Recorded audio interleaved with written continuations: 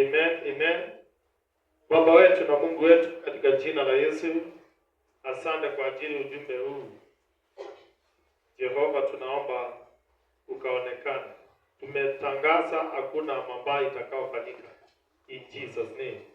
Amen. Siku ya leo niko na ujumbe.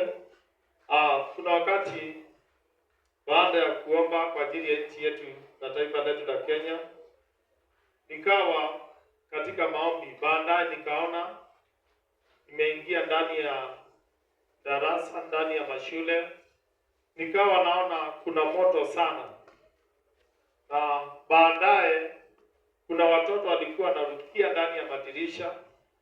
Na nilipokuwa kwenye hayo maono, Mungu akaniambia tuombe sana kwa ajili ya mashule ya secondary na colleges na university, that time tusuie roho ya moto, kwa sababu kuna roho ya lesbians na gay itatumiwa na watu wa politics kutaka kutoa makafara na wana target kuanza na watoto.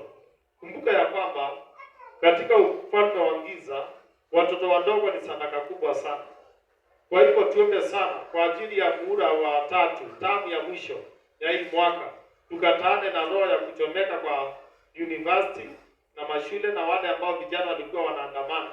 Kuna watu ambao kwenye politics wanapanga kuwatoa makafara kupitia hiyo njia, na wale ambao watatumika ni wale ambao unapata ni lesbians, wanatumika ndiposa wengine wakaweza kukufa kupitia mambo ya kuteketezwa na moto, na wengine baada ya hiyo kitendo kufanyika wataweza kupata fame ndio wakaweza kuchaguliwa kwa wakati unaokuja, uchaguzi unaokuja.